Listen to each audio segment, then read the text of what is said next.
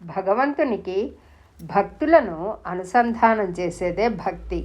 భక్తి ఎటువంటి ఆర్భాటాలను, హడావిడిని కోరుకోదు.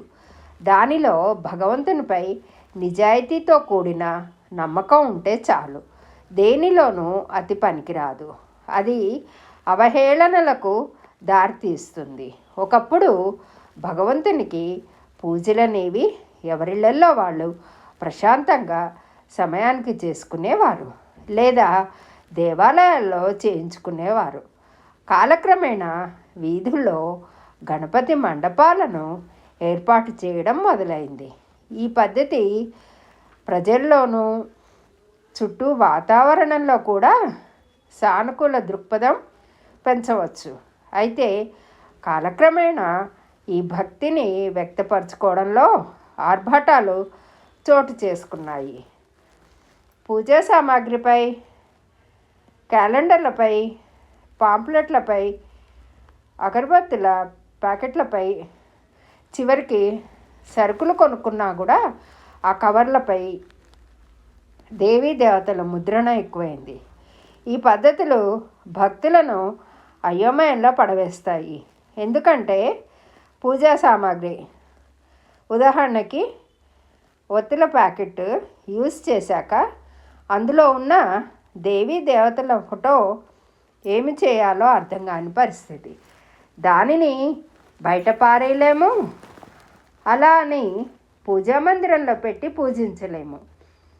పాంప్లెట్లైనా, సరుకుల కవర్స్ అయినా, క్యాలెండర్లైనా ఇటువంటి వాటిని పారవేస్తే భగవంతుని పట్ల అపచారం చేస్తున్నామన్న పాపభీతే కాదు, మన దేవుళ్లను మనమే అవహేళనకు గురి చేస్తున్నామన్న అపరాధ భావం.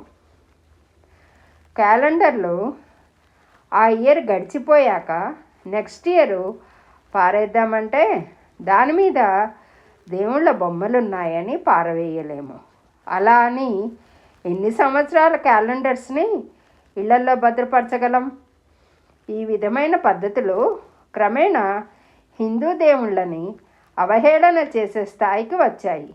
దేవుళ్ళ ఫోటోలు పవిత్రంగా పూజించబడాలి, అంతే తప్ప చెత్త కుప్పల్లోనూ రోడ్ల మీద విసిరే పరిస్థితులు రాకూడదు.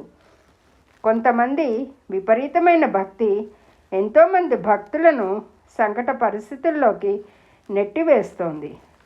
దేవుడి పట్ల అంత భక్తి ఉంటే ఎవరిళ్లల్లో వాళ్ళు పూజలు, పునస్కారాలు, భజనలు కావాలంటే తెలిసిన వారిని పిలుచుకొని మరీ చేసుకోవచ్చు. అంతే తప్ప హిందూ దేవుళ్ళ ఫోటోలను ఎక్కడంటే అక్కడ ముద్రించి భక్తుల వేదనకు బాధ్యులు కావద్దు. ఈ విషయంలో సానుకూల దృక్పథంతో స్పందించి తగిన పరిష్కార మార్గాన్ని కనుక్కొని దానిని అమలుపరచవలసింది.